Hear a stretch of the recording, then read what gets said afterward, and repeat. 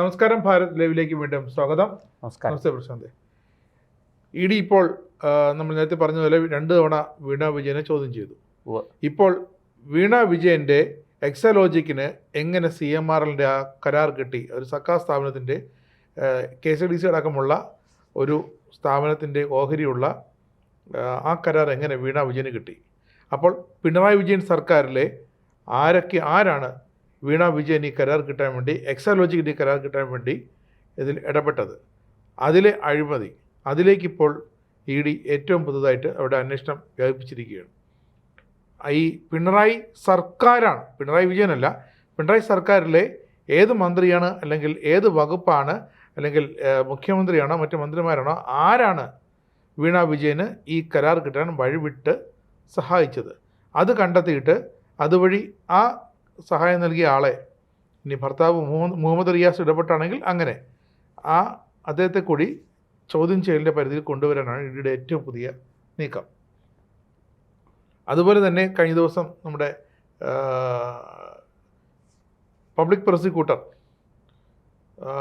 ഒന്നും മിണ്ടാതെ ഇരുന്നതിൻ്റെ ഫലമായിട്ട് ഒരു പ്രതിക്ക്, അല്ലേ, ഇഡി ആക്രമിച്ച കേസിലെ ഒരു പ്രതിക്ക് അദ്ദേഹം ജാമ്യത്തിന് അർഹനാണോ അല്ലയോ എന്നുള്ളത് മറ്റൊരു കാര്യം. പബ്ലിക് പ്രോസിക്യൂട്ടർ ഒന്നും മിണ്ടാത്തത്, ഗീനാകുമാരി ഒന്നും പറയാത്തത് കൊണ്ട് ജാമ്യവും കിട്ടി. ശരിക്കും അത് ഒന്നുകിൽ ആഭ്യന്തര വകുപ്പ് കൈയാളുന്ന രമേശ് ചെന്നിത്തലയുടെ കെടുകാര്യസ്ഥത, അല്ലെങ്കിൽ നിയമവകുപ്പ് കൈകാര്യം ചെയ്യുന്ന മുഖ്യമന്ത്രിയുടെ ഓഫീസിൻ്റെ അനാസ്ഥ. കാരണം ഇത് വളരെ നിർണായകമായൊരു, ഇവിടുത്തെ ഒരു തിരുവനന്തപുരത്തെ കോടതിയിലാണ് വന്നതെങ്കിലും നിർണായകമായൊരു ജാമ്യാപേക്ഷ അഭ്യർത്ഥനയായിരുന്നു. ആ ഒരു പ്രിൻസിപ്പൽ സെഷൻസ് കോടതി വാദം കേൾക്കുന്നത് വളരെ നിർണായകമായിരുന്നു. അതിൽ അലംഭാവം കാട്ടി എന്ന് പറഞ്ഞാൽ തുടക്കത്തിലെ നിയമ വ്യവസ്ഥ പാളി എന്നർത്ഥം, സർക്കാരിൻ്റെ. അതെ, അട്ടിമറിച്ച്. അപ്പോൾ നമ്മൾ നേരത്തെ പറഞ്ഞതുപോലെ തിരുവനന്തപുരം നഗരസഭയിൽ ഇപ്പോൾ വ്യക്തമായ തെളിവുകൾ ലഭിച്ചിട്ടുണ്ട്. അവിടെ രമേശ് ചെന്നിത്തല അടക്കം, ആഭ്യന്തരമന്ത്രി അടക്കം CPMകാർക്ക് BJP മേയറെ കൗൺസിലിനെ താഴെ ഇറക്കാനായിട്ടുള്ള എല്ലാവിധ ഒത്താശയും ചെയ്തു കൊടുക്കുന്ന ഒരവസ്ഥ. കാരണം VV രാജേഷിനെതിരെ ഒരു കേസെടുത്തിരിക്കുന്നു. സ്വന്തം മുറിക്കകത്തേക്ക് കയറാൻ അനുവദിക്കാതെ കാലി ചവിട്ടി ഒടിച്ച പ്രതികളോടൊപ്പം VV രാജേഷിനെതിരെ കേസ്. അപ്പം ഇതെല്ലാം കൂടി കറങ്ങിത്തിരിഞ്ഞ് വരുമ്പോൾ ഒരു ഇൻഡി മുന്നണി അങ്ങനെയൊന്ന് ഇല്ലെന്ന് പറയുന്നുണ്ടെങ്കിലും ഈ കഴിഞ്ഞ തെരഞ്ഞെടുപ്പിലെ ആ ഒരു അന്തർധാരയൊക്കെ ഇപ്പോൾ വ്യക്തമായില്ലേ, ആരൊക്കെ തമ്മിലാണ് അന്തർധാര ഉണ്ടായിരുന്നതെന്നൊക്കെ. ശരിക്കും ഇത് എങ്ങോട്ടാണ് ഈ സംഭവം പോകുന്നത്? ഇനി എന്താണ് ഏറ്റവും പുതിയ ഇഡിയുടെ നീക്കം? അല്ല, ഈ കേസിനകത്ത് ഒരു പ്രശ്നമുള്ളത് എന്താണെന്ന് വെച്ചാൽ, ഗീനാകുമാരി മിണ്ടാതിരിക്കുകയല്ല ചെയ്തത്. ഗീനാകുമാരി ഇവർക്ക് ജാമ്യം കൊടുക്കണമെന്ന് വാദിക്കുകയാണ് ചെയ്തത്. അതായത് ആരാണോ സർക്കാരിന് വേണ്ടി, പോലീസിന് വേണ്ടി ഇവർക്ക് ജാമ്യം കൊടുക്കരുത് എന്ന് വാദിക്കേണ്ടത്, ആ ആൾ തന്നെ പ്രതിക്ക് ജാമ്യം കൊടുക്കണം എന്ന് പറഞ്ഞ് വാദിച്ചാൽ എന്തായിരിക്കും അവസ്ഥ? അത് പാർട്ടി തീരുമാനമായിരുന്നു, CPMന്റെ തീരുമാനമായിരുന്നു. പിന്നെ അത് പബ്ലിക് പ്രോസിക്യൂട്ടറായിട്ടുള്ള ചുമതല വഹിക്കുന്ന ആള് ആ ചുമതലയിൽ നിന്ന് മാറി നിൽക്കണം. എന്നിട്ട് പ്രതികൾക്ക് വേണ്ടി ഹാജരായിക്കോട്ടെ. പബ്ലിക് പ്രോസിക്യൂട്ടർ അങ്ങോട്ട് വിടരുതായിരുന്നു. അല്ല, പബ്ലിക് പ്രോസിക്യൂട്ടറെ വിടരുതെന്നുള്ളതല്ല, അവർ പബ്ലിക് പ്രോസിക്യൂട്ടറാണ്, അവരുടെ ഉത്തരവാദിത്വമാണ്. നേരത്തെ ചോദിച്ചല്ലോ, രമേശ് ചെന്നിത്തല ആഭ്യന്തര വകുപ്പും രമേശ് ചെന്നിത്തലയുമാണോ ഉത്തരവാദി, VD സതീശനും നിയമവകുപ്പുമാണോ ഉത്തരവാദി? സത്യത്തിൽ ഈ 2 പേരുമല്ല ഉത്തരവാദി, പബ്ലിക് പ്രോസിക്യൂട്ടറാണ്. അവിടുത്തെ SHO എന്ത് ചെയ്യായിരുന്നു? അല്ല, അതാണ് ഞാൻ പറയാം അതിൻ്റെ ഡീറ്റെയിൽസ് പറയാം. അപ്പോൾ ഇവിടെ ഇപ്പോൾ ഈ സർക്കാർ വന്നതിന് ശേഷം DGP, ഡയറക്ടർ ജനറൽ ഓഫ് പ്രോസിക്യൂഷൻസിനെ മാത്രമേ മാറ്റിയിട്ടുള്ളൂ. ബാക്കിയുള്ള പബ്ലിക് പ്രോസിക്യൂട്ടർമാരെ മാറ്റിയിട്ടില്ല. അവരെ മാറ്റാനുള്ള നടപടിക്രമങ്ങൾ നടന്നു വരുന്നതേ ഉള്ളൂ. അപ്പോൾ അതിനൊക്കെ ഒരല്പം സമയം എടുക്കും. ഇപ്പോൾ സർക്കാർ വന്നിട്ട് 40 ദിവസമല്ലേ ആയുള്ളൂ. 40 ദിവസം ആകുന്നതായിക്കോട്ടെ. ഇനി അടുത്ത രണ്ടാമത്തെ പബ്ലിക് പ്രോസിക്യൂട്ടർ വയ്ക്കാമായിരുന്നല്ലോ. അല്ല, സ്പെഷ്യൽ പബ്ലിക് പ്രോസിക്യൂട്ടറെ വെക്കുന്നതിന് നടപടിക്രമങ്ങളുണ്ട്. ഇപ്പം നമ്മൾ ഒരു കേസിൽ സ്പെഷ്യൽ പബ്ലിക് പ്രോസിക്യൂട്ടറെ വയ്ക്കണമെങ്കിൽ വാദിഭാഗം ആരാണോ ഇതിന് ഇരയാക്കപ്പെട്ട ആ ആൾ ആവശ്യപ്പെടാം, അല്ലെങ്കിൽ സർക്കാരിന് സ്വമേധയാ അങ്ങനെ തോന്നണം. ഇവിടെ അങ്ങനത്തെ സംഭവങ്ങളൊന്നും പെട്ടെന്ന് ഉണ്ടായിട്ടില്ല. ഇപ്പോൾ ED അങ്ങനെ ആവശ്യപ്പെടുന്നില്ല, സ്പെഷ്യൽ പ്രോസിക്യൂട്ടറെ വേണം എന്ന് ED ആവശ്യപ്പെട്ടിട്ടില്ല, സർക്കാരിന് അങ്ങനെ തോന്നിയില്ല. താങ്കൾ പറഞ്ഞല്ലോ പോലീസ് എന്ത് ചെയ്യായിരുന്നു, SHO കൃത്യമായിട്ട് 18-ാം തീയതി തന്നെ ഈ കേസ് സംബന്ധിച്ച് അന്വേഷണ റിപ്പോർട്ട് കോടതിക്ക് കൊടുത്തിട്ടുണ്ട്. അതും ഗീനാകുമാരി എന്ന പബ്ലിക് പ്രോസിക്യൂട്ടർ വഴിയാണ് കൊടുത്തിരിക്കുന്നത്. അപ്പോൾ എന്തായാലും അവർ കൊടുക്കുന്ന റിപ്പോർട്ട് വായിച്ചു നോക്കാതെ കൊടുക്കുമോ?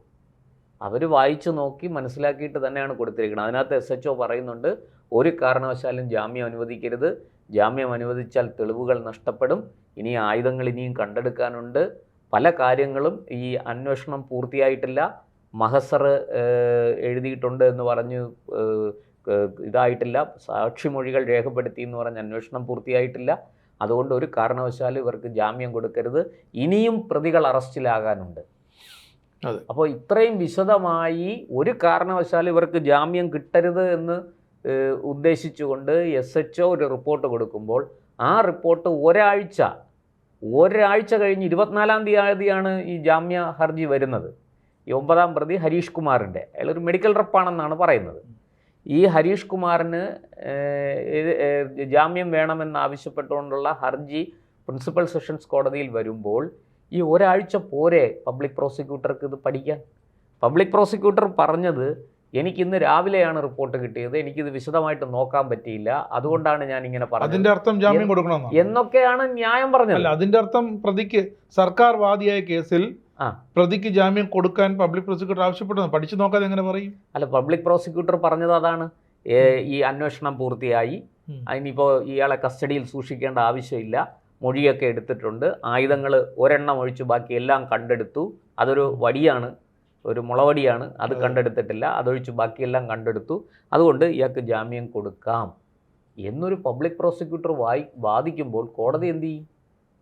കോടതിക്ക് കയറി പറയാൻ പറ്റുമോ? അങ്ങനെയല്ല, അത് പറ്റത്തില്ല. അന്വേഷണ റിപ്പോർട്ട്, പോലീസിന്റെ റിപ്പോർട്ട് അത് ചൂണ്ടിക്കാണിക്കുന്നുണ്ട് കോടതി. പക്ഷെ അതിനെല്ലാം ഒരു എന്താ പറയുക, പുല്ലുവില കൊടുത്തുകൊണ്ടാണ് പബ്ലിക് പ്രോസിക്യൂട്ടർ പറയുന്നത്, അതൊന്നും കുഴപ്പമില്ല, ജാമ്യം കൊടുക്കാൻ കുഴപ്പമൊന്നുമില്ല. കഴിഞ്ഞ ഇടത് സർക്കാരിന്റെ കാലത്ത് നിയോഗിക്കപ്പെട്ട പബ്ലിക് പ്രോസിക്യൂട്ടർമാരെല്ലാം ഇടതിന്റെ ഗുഡ് വിൽ ബുക്കിൽ കയറി പറ്റിയവരാണ്, അല്ലെങ്കിൽ CPM-കാരാണ്. അല്ല, അതങ്ങനെ ആയിരിക്കും.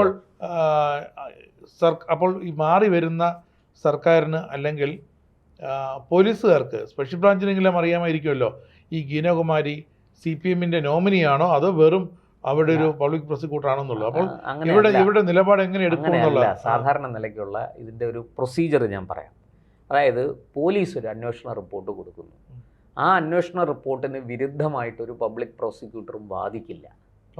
ഞാൻ പറഞ്ഞത് ഇവർക്കൊരു CPM കടുത്ത മുമ്പും ഇതെല്ലാം എല്ലാവർക്കും അറിയാം, അവർ CPM ആണ്, ഒക്കെ ശരിയാണ്. പക്ഷേ ഇങ്ങനൊരു കേസിൽ അതായത് രാജ്യസുരക്ഷയെ ബാധിക്കുന്ന തരത്തിലുള്ളൊരു കേസാണിത്.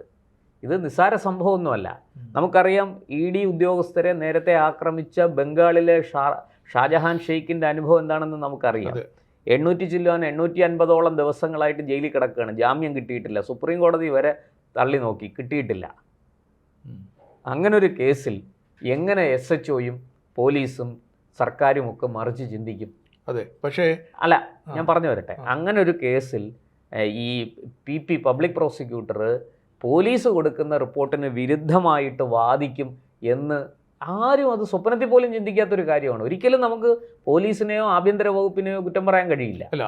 നിയമവകുപ്പിന് ഇത് ചെയ്യാമായിരുന്നു. കാരണം ഈ സർക്കാർ വന്നപ്പോൾ തന്നെ ഇവരെ എല്ലാം മാറ്റിയിട്ട് പുതിയ ആൾക്കാരെ വയ്ക്കാമായിരുന്നു. ഇനി 2, director general of prosecution T. Asif Ali ഉണ്ട്.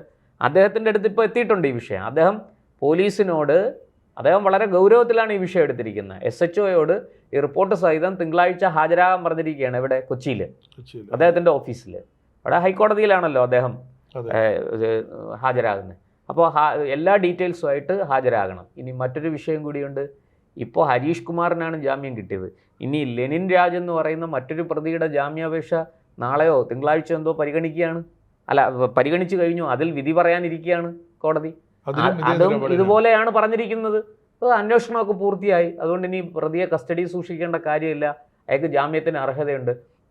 നോക്കൂ, സുപ്രീം കോടതി പറഞ്ഞിരിക്കുന്നത് ഒരാൾക്ക് ജാമ്യത്തിന് അർഹതയുണ്ടെങ്കിൽ തീർച്ചയായിട്ടും അയാളെ ജാമ്യം കൊടുത്ത് വിടണം, അയാളെ ജയിലിൽ കസ്റ്റഡിയിൽ സൂക്ഷിക്കേണ്ട കാര്യമില്ല. അപ്പോൾ നോക്കൂ, എത്ര ഗൗരവമുണ്ടായിട്ടാവും ഈ ഷാജഹാൻ ഷെയ്ഖ് 800 ചില്ലാനം ദിവസമായിട്ട് കസ്റ്റഡിയിൽ കഴിയുന്നത്. അപ്പോൾ ആ കേസിൻ്റെ മെറിറ്റ് എത്ര വലുതാണെന്നൊന്ന് ആലോചിച്ച് നോക്കൂ. ഇവിടെ അതുപോലൊരു കേസാണ്, സമാനമാണ് കേസ്. പക്ഷേ ഇവിടെ പബ്ലിക് പ്രോസിക്യൂട്ടർ വാദിച്ചത് കുഴപ്പമൊന്നുമില്ല, അത് കഴിഞ്ഞു അന്വേഷണം. അതായത് ഈ സർക്കാർ UDF ആണെങ്കിലും LDF ആണെങ്കിലും NDA ആണെങ്കിലും പബ്ലിക് പ്രോസിക്യൂട്ടർ എന്ന സർക്കാർ സംവിധാനത്തിന്റെ ഭാഗമാണ്. സർക്കാർ സംവിധാനത്തിന്റെ അഭിഭാഷകനാണ് പ്രോസിക്യൂട്ടർ. അതുപോലെ മനസ്സിലാക്കാതെയാണോ ഈ ഗീനാകുമാരി എന്ന ഈ അഭിഭാഷക അങ്ങനെ വേണം പറയാൻ. സർക്കാർ സംവിധാനം എന്നുള്ളതല്ല, പോലീസ് കൊടുക്കുന്ന റിപ്പോർട്ട് അനുസരിച്ച് വേണം പബ്ലിക് പ്രോസിക്യൂട്ടർ കാര്യങ്ങൾ അവതരിപ്പിക്കാൻ. പോലീസിന്റെ റിപ്പോർട്ടിൽ അപാകതയുണ്ടെങ്കിൽ അവർക്ക് അത് ആദ്യം ആ പോലീസിനെ ബോധ്യപ്പെടുത്താം, അവരുടെ നിന്ന് വിശദീകരണം വാങ്ങാം. അത് പോലീസ് അത് ചെയ്യുന്നില്ലെങ്കിൽ, അതായത് പോലീസ് കൊടുത്തിരിക്കുന്ന റിപ്പോർട്ട് ഫേക്ക് ആണ് എന്ന് പബ്ലിക് പ്രോസിക്യൂട്ടർക്ക് തോന്നിയാൽ അത് കോടതിയെ ബോധ്യപ്പെടുത്താം. കോടതിയിൽ പറയാം, എനിക്കിതിനകത്ത് ഈ റിപ്പോർട്ടിൽ യോജിക്കാൻ കഴിയുന്നില്ല. ഇവിടെ അങ്ങനെയൊന്നും അല്ല സംഭവിച്ചിരിക്കുന്നത്. അന്വേഷണമൊക്കെ പൂർത്തിയായി. പോലീസ് എന്താ പറയണം, അന്വേഷണം പൂർത്തിയായിട്ടില്ല, ജാമ്യം കൊടുക്കരുത്, മറ്റു പ്രതികളെ ഇനി അറസ്റ്റ് ചെയ്യാൻ ഒരുപാട് പേരുണ്ട്, ഇവരെല്ലാം രക്ഷപ്പെടും, അതുകൊണ്ട് ഒരു കാരണവശാലും ജാമ്യം കൊടുക്കരുത് എന്ന് പോലീസ് പറയുമ്പോൾ ഗീനാകുമാരി സ്വന്തം ഇഷ്ടപ്രകാരം അതിന് കുഴപ്പമൊന്നുമില്ല, ജാമ്യം കൊടുത്തോ, അന്വേഷണമൊക്കെ പൂർത്തിയായി, പോലീസിന്റെ ഗീനാകുമാരിയാണ് തീരുമാനിക്കുന്നത്. പണ്ട് അടിച്ച് കൈയൊടിച്ചതിന് ഗീനാകുമാരിയുടെ മധുര പ്രതികാരമായിരിക്കും അല്ലേ? പണ്ടൊരിക്കൽ സെക്രട്ടേറിയറ്റ് മുന്നിലുള്ള സമരത്തിൽ ഗീനാകുമാരിയുടെ കൈയൊക്കെ അതെന്തോ ആകട്ടെ, ഞാൻ അതിന്റെ ചരിത്രത്തിലേക്ക് പോകുന്നില്ല. അപ്പോൾ ഇവിടെ ഇനിയിപ്പോൾ ED എന്താ ചെയ്യണമെന്ന് വെച്ചാൽ ഈ കേസിൽ കക്ഷി ചേർന്നു. അപ്പോൾ ED പറഞ്ഞു, ഞങ്ങളെ കേൾക്കാതെ ഒരാൾക്കും ജാമ്യം കൊടുക്കരുത് എന്ന് പറഞ്ഞ് EDയുടെ അസിസ്റ്റന്റ് ഡയറക്ടർ സനദ് റെഡ്ഡി ഹർജി കൊടുത്തിരിക്കുകയാണ് കോടതിയിൽ. ഞങ്ങളെ കക്ഷി ചേർക്കണം. ഇനിയിപ്പോൾ കോടതി ആ ഹർജി സ്വീകരിച്ചുകൊണ്ട് ഇനി ജാമ്യം വരുന്ന ജാമ്യാപേക്ഷകളിൽ കോടതി പറയും EDയെ കൂടെ കേട്ടിട്ടേ ചെയ്യാൻ പറ്റുള്ളൂ എന്ന് പറഞ്ഞാൽ കേസിന്റെ സ്വഭാവം മാറും. കാരണം EDയുടെ അഡ്വക്കേറ്റിനെ വെക്കും. പബ്ലിക് പ്രോസിക്യൂട്ടറെ അല്ല, EDക്ക് ഒരു അഡ്വക്കേറ്റ് ഉണ്ട്, EDയുടെ അഡ്വക്കേറ്റ് വരും. അവര് പറയും ഇത് പറ്റത്തില്ല, ഇത് പബ്ലിക് പ്രോസിക്യൂട്ടറുടെ നിലപാട് അംഗീകരിക്കാൻ കഴിയില്ല, അന്വേഷണം പൂർത്തിയായിട്ടില്ല, ഇവരെ വധശ്രമമാണ് നടന്നത്, അതുകൊണ്ട് ഇത് ജാമ്യം കൊടുക്കും. നോക്കൂ, വധശ്രമത്തിന് എങ്ങനെ ജാമ്യം കിട്ടും? കഴിഞ്ഞ ദിവസം ഹരീഷ് കുമാറിന്റെ ജാമ്യം കൊടുത്തതും റദ്ദ് ചെയ്യാനായിരിക്കും. അല്ല, അതിനിപ്പോൾ അപ്പീൽ പോകണം. അതിപ്പോൾ പോലീസ് മിക്കവാറും DGP, director general of prosecutions, ഹൈക്കോടതിയിൽ അപ്പീൽ പോകും. അപ്പീൽ പോയി ആ ജാമ്യം ക്യാൻസൽ ചെയ്യിക്കാനേ പറ്റുള്ളൂ. കൊടുത്ത ജാമ്യത്തിന് ഇനി വേറൊന്നും ഇവിടെ ചെയ്യാൻ പറ്റില്ല. അത് ഹൈക്കോടതിയിൽ അപ്പീൽ പോയി ആ ജാമ്യം ക്യാൻസൽ ചെയ്ത് ഇയാളെ വീണ്ടും കസ്റ്റഡിയിൽ എടുക്കുക, റിമാൻഡ് ചെയ്യുക എന്ന് മാത്രമേ ഉള്ളൂ. പിന്നെ അവിടെ DGPക്ക് കർശനമായ നിലപാടെടുക്കാം പ്രോസിക്യൂട്ടർക്കെതിരെ. പബ്ലിക് പ്രോസിക്യൂട്ടറെ ഇപ്പോൾ ഉടനടി മാറ്റണം എന്നൊക്കെ പറഞ്ഞാൽ എളുപ്പമല്ല, കാരണം കേസുകൾ ഇങ്ങനെ നടന്നുകൊണ്ടിരിക്കുകയാണ്. ഇപ്പോൾ സർക്കാരിന് വേണ്ടി ഹാജരായിക്കൊണ്ടിരിക്കുന്ന അഡ്വക്കേറ്റാണ്, ആ അഡ്വക്കേറ്റിനെ പെട്ടെന്ന് മാറ്റുമ്പം പുതിയൊരാൾ അവിടെ വന്നാൽ ഇവരെന്തൊക്കെയാണ് വാദിച്ചു വച്ചിരിക്കണമെന്ന് അറിയില്ലല്ലോ. അപ്പോൾ കേസ് ഒന്നേന്ന് പഠിക്കേണ്ടി വരും, സമയമെടുക്കും. അപ്പോൾ അതുകൊണ്ട് ഇതൊക്കെ അത്ര എളുപ്പത്തിൽ അഴിക്കാൻ പറ്റുന്ന കുരുക്കുകളല്ല. അതുകൊണ്ട് തന്നെ ഈ നിയമവകുപ്പും അതുകൊണ്ടാണ് ഇതിലൊരു സാവകാശം വെക്കുന്നത്. അവർ കഴിഞ്ഞ സർക്കാരിൻ്റെ തുടർച്ചയാണല്ലോ. അതുപോലെ തന്നെയാണ് ഈ ED ആകപ്പാടെ 300 പ്രതികളെ കണ്ടാലറിയുന്ന 300 പ്രതികളുണ്ടെന്ന് പറഞ്ഞു. 200 പ്രതികൾക്കെതിരെ വ്യക്തമായ തെളിവുണ്ട്, അവരെ അറസ്റ്റ് ചെയ്യണം എന്ന് പോലീസിന് അന്നത്തെ സിറ്റി പോലീസ് കമ്മീഷൻ അടക്കമുള്ള ADGP അടക്കമുള്ളവർ നിർദ്ദേശവും നൽകിയിട്ടുണ്ട് എന്നാണ് അന്ന് മാധ്യമ റിപ്പോർട്ടുകൾ വന്നത്. പക്ഷേ അറസ്റ്റ് വെറും 26-ൽ ഒതുങ്ങി, ഒരു വര വരച്ചതുപോലെ അല്ലേ? ഒരു വലിയ വര കൊണ്ട് ചെറിയ വര. കാരണം ഞാൻ പറയാം, ഈ എല്ലാവരെയും പെട്ടെന്ന് കിട്ടൂല. അപ്പോൾ ഇവർ കുറേ പേര് ഒളിവിലൊക്കെ പോവും. ഈ പാർട്ടി ഇവരെ ഹാജരാകണമെന്നൊക്കെ പറഞ്ഞാൽ പോലും പോലീസ്, ഞാൻ നേരത്തെ പറഞ്ഞില്ലേ, ഈ കൃത്യമായി ദൃശ്യങ്ങൾ വെച്ചുകൊണ്ട്, അതായത് വിവിധ ദൃശ്യങ്ങൾ പരിശോധിക്കണം, ഓരോ ചാനലുകളുടെയും ദൃശ്യങ്ങൾ അവർ കളക്ട് ചെയ്തിട്ടുണ്ട്. അതെല്ലാം പരിശോധിച്ച് ഈ ആളെ ഐഡൻറ്റിഫൈ ചെയ്ത് ആളിൻ്റെ ഡീറ്റെയിൽസ് എടുത്ത് അല്ലേ, അങ്ങനെ കൃത്യമായിട്ട് അങ്ങനെ അവർക്ക് പൂട്ടാൻ പറ്റുള്ളൂ. അപ്പോൾ അങ്ങനെ അത് കുറച്ച് സമയമെടുക്കും. പിന്നെ 2, വലിയ പൊളിറ്റിക്കൽ പ്രഷറുണ്ട് ഇതിനകത്ത് വലിയ പൊളിറ്റിക്കൽ പ്രഷറുണ്ട്. നമ്മളിപ്പോൾ നമ്മുടെ മുന്നിൽ പല കാര്യങ്ങളും നമ്മൾ കാണുന്നുണ്ടല്ലോ. ഈ ഇടതുപക്ഷം എങ്ങനെയാണ് മാർക്സിസ്റ്റുകാരെ ആടിനെ പട്ടിയാക്കുന്നത് എന്ന്. നമുക്ക് ഒരു മേയർക്ക് മേയറുടെ ഓഫീസിൽ കയറാൻ നിവൃത്തിയില്ല. മേയറുടെ ഓഫീസിന് മുന്നിൽ കസേരയിട്ടിരുന്ന അവിടെ വലിയ കൂക്കി വിളിയും ബഹളവും, മേയറെ ഓഫീസിലേക്ക് കടത്തില്ലെന്ന്. എന്നിട്ട് പറയണത് ഞങ്ങളെ അടിച്ചു എന്നാണ്. എന്നിട്ട് പോലീസ് ഇപ്പം മേയർക്കെതിരെ കേസെടുത്തിരിക്കുക. എങ്ങനെയെങ്കിലും ആ വാതിൽ തുറന്ന് മുറിക്കകത്തേക്ക് കയറാൻ ശ്രമിച്ച ഒരു മേയർക്ക് അതായത് മേയറുടെ ഔദ്യോഗിക കൃത്യനിർവഹണം തടസ്സപ്പെടുത്താൻ വന്നവരെ അവിടുന്ന് നീക്കം ചെയ്യേണ്ടത് പോലീസിന്റെ ജോലിയാണ്. പോലീസ് കയ്യും കെട്ടി നിന്നിട്ട് മേയർ ബലമായിട്ട് അകത്ത് കയറാൻ ശ്രമിച്ചപ്പോൾ ഉണ്ടായ സംഘർഷത്തിന്റെ ഭാഗമായി മേയർക്കെതിരെ കേസെടുത്തിരിക്കുകയാണ്. വാസ്തവത്തിൽ കേസെടുക്കേണ്ടത് ആർക്കെതിരെയാണ്? മേയർ നോക്കട്ടെ, ഇപ്പോൾ ഇവിടെ ഇടതുപക്ഷമാണ് ഭരിച്ചിരുന്നത്. ഇടതുപക്ഷത്തിൻ്റെ മേയർ, ഈ BJP ആണ് കൗൺസിലർമാർ അവിടെ ഉപരോധിച്ചു. അവർ മേയറെ കടത്തിവിടുന്നില്ല. പോലീസ് എന്ത് ചെയ്യും? ലാത്തി ചാർജ് ചെയ്യും. തീർച്ചയായിട്ടും ഈ കൗൺസിലർമാർ, വനിതാ കൗൺസിലർമാരടക്കം അടി വാങ്ങും അല്ലേ? അപ്പോൾ പോലീസിന് അവിടെ എന്ത് ചെയ്യണമെന്നറിയാം. ഇവിടെ BJPക്ക് സംസ്ഥാനത്ത് ഭരണമില്ലാത്തത് കൊണ്ടാണോ ഈ BJPയുടെ മേയർക്ക് ഈ ഒരു പരിഗണന കിട്ടുന്നത്? അതാണ് ഞാൻ പറഞ്ഞത്. ഇപ്പൊ ചെന്നിത്തലയുടെ പോലീസായി മാറിയവര് അല്ല, ഇത് ചെന്നിത്തലയുടെ പോലീസാണോ, പിണറായിയുടെ പോലീസാണോ, മോദിയുടെ പോലീസാണോ എന്നുള്ളതല്ല. നമ്മുടെ നാട്ടിൽ നിയമവാഴ്ച ഉറപ്പുവരുത്തേണ്ടത് പോലീസിന്റെ ജോലിയല്ല. കേരളത്തിൽ അത് സാധ്യമല്ലെന്ന് മനസ്സിലായില്ല. കഴിഞ്ഞ 10 വർഷം മനസ്സിലായത്. കേരളത്തിൽ അതൊക്കെ സാധ്യമാണ്. ഈ 10 വർഷം പോലീസിനെ ആരും പിണറായി പോലീസാക്കി മാറ്റിയിട്ടൊന്നുമില്ല. പോലീസിന്റെ ജോലി പിണറായിക്ക് ജയ് വിളിക്കുകയല്ല, CPMന് ജയ് വിളിക്കുകയല്ല. പോലീസിന്റെ ജോലി ക്രമസമാധാന പരിപാലനം, നിയമവാഴ്ച ഉറപ്പുവരുത്തൽ, പൗരന്റെ ജീവനും സ്വത്തും സംരക്ഷിക്കൽ, ഇതൊക്കെയാണ്. അതാണ് അവിടെ ഒരൊറ്റ പോലീസുകാരനോട് കണ്ടില്ലല്ലോ. അവിടെയാണ്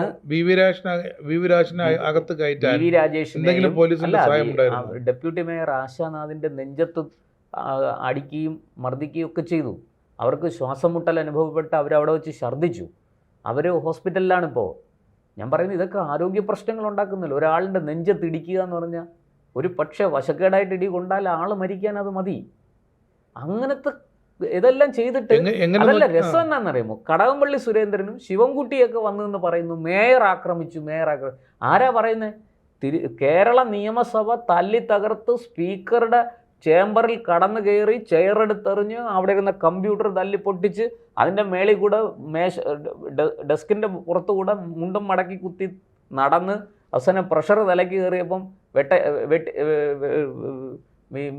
വെട്ടി വീഴ്ത്തിയ വാഴയെ പോലെ മലന്ന് കിടന്ന ശിവൻകുട്ടിയാണ് ഈ പറയുന്നത്. ആ ശിവൻകുട്ടി പറയുകയാണ് മേയർ ഇത് കടുത്ത ജനാധിപത്യ ധ്വംസനമാണ് നടന്നത്, ഫാസിസമാണ് നടന്നത്. ആരാണ് വാസ്തവത്തിൽ ഫാസിസ്റ്റ്? ഞാൻ പറയണ ഇതിനകത്ത് BJPയും ഇതൊന്നും ബാധകമല്ല. നമ്മൾ അങ്ങനെ BJPക്ക് വേണ്ടി നമ്മൾ BJP എന്തോരം വിമർശിക്കുന്നുണ്ട് എനിക്ക് സത്യത്തിൽ BJP നേതാക്കളോട് പുച്ഛമാണ് തോന്നുന്നത്. നിങ്ങൾ എവിടത്തെ നേതാക്കളാണ് ഇത്? നിങ്ങൾ ഇതിനെ വലിയൊരു വിഷയമാക്കി എടുക്കണ്ടേ? നിങ്ങളവിടെ എന്താ പറയുക, ഉപരോധം നിങ്ങളപ്പോൾ അടുത്ത CPMനെ ഉപരോധിക്കണ്ടേ? അതൊന്നും ചെയ്യാതെ ഒരു രാഷ്ട്രീയ നീക്കവും നടത്താതെ ഇങ്ങനെ നിലവിളിക്കുകയാണ് BJP. മുഖ്യമന്ത്രി കഴിഞ്ഞ ദിവസം സഭയിൽ പറഞ്ഞതെന്നറിയോ? BJPക്ക് 3 MLA-മാരുണ്ട്. അതിൽ ഒരു MLA വി മുരളീധരൻ തന്നെ വിമർശിച്ചു. നിങ്ങളുടെ തമ്മിലുള്ള ഐക്യം നിങ്ങൾ കോൺഗ്രസ് പാർട്ടി പിളർന്ന് പല കേരള കോൺഗ്രസ്സിലാകുമെന്ന് പറഞ്ഞു. നിങ്ങളാദ്യം ഒരുമിച്ചിരിക്കുക. നിങ്ങൾ എന്തിനാണ് 3 MLA-മാർ 3 നിങ്ങൾക്കൊരു ബ്ലോക്കായിരുന്നു എന്നാണ് മുഖ്യമന്ത്രി ചോദിച്ചത്. ഇതിൽ പരം നാണക്കേട് വേറെ എന്തെങ്കിലും ഉണ്ടോ? അത് മറ്റൊരു വിഷയമാണ്, നമ്മൾ വിശദമായിട്ട് സംസാരിക്കും. ഇതിൽ പരം നാണക്കേട് നിങ്ങൾക്ക് ബ്ലോക്കായി ഇരുന്നു കൂടെ എന്ന് സഭയിലെ മുഖ്യമന്ത്രി, ട്രഷറിയുടെ നേതാവായ മുഖ്യമന്ത്രി ചോദിക്കുന്നു BJP MLA-മാരോട്. അത് വലിയൊരു വിഷയമാണ്. ഒരാൾ മുൻനിരയിൽ. അല്ല, എൻ്റെ ചോദ്യം അതവിടെ ശരിയാണ്, താങ്കൾ ചൂണ്ടിക്കാണിച്ചതിനെ ഞാൻ അംഗീകരിക്കുന്നു. പക്ഷെ അതല്ല വിഷയം. ഇവിടെ എൻ്റെ ചോദ്യം, ഒരു മേയർ ജനാധിപത്യപരമായി അയാൾ ഏത് പാർട്ടിക്കാരനോ ആകട്ടെ, അയാളിപ്പോൾ തിരുവനന്തപുരത്തിൻ്റെ മേയറാണ്. നാളെ ഇത് ആര്യക്കെതിരെ, മുൻ മേയർ ആര്യക്കെതിരെ അന്ന് നടന്നൊരു ആക്രമണം ആയിരുന്നെങ്കിൽ നമ്മൾ അതിനെ അപലപിച്ചത് തീർച്ചയായിട്ടും. ഒരിക്കലും അല്ല, അതാണ് ഞാൻ പറഞ്ഞത്. അവിടെ മേയർ, മുഖ്യമന്ത്രി എന്നൊക്കെ പറയുന്നത് ഈ നമുക്ക് പന്ത് തട്ടി കളിക്കാനുള്ളവരല്ല. അത് ഇപ്പോൾ മേയറും ഡെപ്യൂട്ടി മേയറും, ഒരാൾ നഗരസഭയുടെ പിതാവാണ്, മറ്റത് ഡെപ്യൂട്ടി മേയർ. അപ്പോൾ അങ്ങനെയുള്ള 2 പേര് തീർച്ചയായിട്ടും അവരവരുടെ ഓഫീസിലേക്ക് പ്രവേശിക്കുക. അവർക്ക് ഒരു ദിവസം ഓഫീസിലേക്ക് വരണ്ടേ? നിങ്ങൾക്ക് പ്രതിഷേധിക്കാനുള്ള സൗകര്യമുണ്ട്, എല്ലാം ഉണ്ട്. നിങ്ങൾക്ക് ഖരാവോ ചെയ്യാം, ഉപരോധിക്കാം, ഒക്കെ ചെയ്യാം. പക്ഷേ മേയർ ഓഫീസിലേക്ക് കടന്നു വരുമ്പോൾ ആ മേയറെ തടയാൻ ശ്രമിക്കും. തടയുമ്പോൾ സാധാരണ നിലയ്ക്ക് പോലീസ് എന്താ ചെയ്യുന്നത്? തടയുന്നവരെ പിടിച്ചു മാറ്റും. പോലീസ് വന്ന് അറസ്റ്റ് ചെയ്ത്, ബലം പ്രയോഗിച്ച് അറസ്റ്റ് ചെയ്ത് നീക്കം ചെയ്യും അല്ലേ? ഇവിടെ പോലീസ് എന്താ ചെയ്തത്? കയ്യും കെട്ടി നോക്കി നിൽക്കുകയായിരുന്നു. വെച്ചാൽ നിങ്ങൾ എന്ത് വേണേൽ ചെയ്തോ. അപ്പോൾ മേയർക്ക് വേറെ വഴിയില്ല. മേയർക്ക് ഓഫീസിൽ കയറിയേ പറ്റുള്ളൂ. മേയർ ബലം പ്രയോഗിച്ച് ഓഫീസിൽ കയറാൻ ശ്രമിച്ചു. അവിടെ സംഘർഷമായി. മേയറെ അടിച്ചു, മേയറുടെ ഡെപ്യൂട്ടി മേയറുടെ നെഞ്ചത്തിടിച്ചു, ഇതൊക്കെ ചെയ്തു. അപ്പോൾ ഇവിടെ ഈ നാട്ടിൽ നിയമവാഴ്ച ഇല്ലേ? എൻ്റെ ചോദ്യം അതാണ്. ഈ ആഭ്യന്തര വകുപ്പ് ഭരിക്കുന്ന രമേശ് ചെന്നിത്തലയും നേരത്തെ ചോദിച്ചല്ലോ വീഴ്ച ആഭ്യന്തര വകുപ്പിൻ്റെ വീഴ്ച അവിടെയല്ല, ആഭ്യന്തര വകുപ്പിൻ്റെ വീഴ്ച സംഭവിച്ചത് ഇവിടെയാണ്. അപ്പോൾ ഇതൊക്കെ കേരളത്തിൽ ഇങ്ങനെ അങ്ങ് നടക്കുകയാണ്. അപ്പോൾ പോലീസിനെ ഭരിക്കുന്നത് ഇപ്പോഴും പിണറായിയാണ്, രമേശ് ചെന്നിത്തലയല്ല. എനിക്കതാണ് മനസ്സിലായത്. അങ്ങനെ ഈ നിയമവകുപ്പ് ഇപ്പോഴും കൈവശം ഇരിക്കുന്നത് പി രാജീവിൻ്റെയാണ്, വി ഡി സതീശൻ്റെ കയ്യിലല്ല. അതാണ് സത്യം. മുഖ്യമന്ത്രിക്ക് മുഖ്യമന്ത്രി ഇലക്ഷൻ നടന്നു, ആളൊക്കെ അവിടെ മാറിയെങ്കിലും കാര്യങ്ങളൊക്കെ പഴയ. കഴിഞ്ഞ 10 കൊല്ലം എങ്ങനെയാണോ ഈ നാട്ടിൽ അരാജകത്വം സൃഷ്ടിച്ചത് അത് അങ്ങനെ തന്നെ തുടരുന്നു. ജനം 102 സീറ്റിൽ ജയിപ്പിച്ച് നിങ്ങളെ കൊണ്ടുവന്നത് ഇത് മാറ്റാനാണ്, ഈ അരാജകത്വം മാറ്റാനാണ് കൊണ്ടുവന്നത്. പക്ഷെ നിങ്ങളത് ചെയ്യുന്നില്ല. മുഖ്യമന്ത്രിക്ക് ഒരു കുതിരയുണ്ട്, പക്ഷെ കടിഞ്ഞാണ് രാജീവിന്റെ പഴയ നിയമമന്ത്രി. അതെ, സംഭവിക്കുന്നത് ആഭ്യന്തര വകുപ്പിന്റെ കടിഞ്ഞാണ് പിണറായി വിജയന്റെ ഓഫീസ്, പി ശശിയുടെ കയ്യിലാണ് ഇരിക്കുന്നതെന്ന് വേണമെങ്കിൽ പറയാം. ആലങ്കാരിക സംഭവിച്ചുകൊണ്ടിരിക്കുന്നത് തന്നെയാണ്. അവർ ബജറ്റിന്റെ പുറകിലും ഇവരിങ്ങനെ ബക്കാടിയുടെ സമർത്ഥിക്കാനും ഒക്കെ നടക്കുക. അതെ, ഈ നാട്ടിൽ ഭരണമാറ്റം ഉണ്ടായി എന്ന് ജനങ്ങൾക്ക് തോന്നുന്നില്ല. അതിൽ കൂടുതലായിട്ട് ഒന്നും പറയാനില്ല.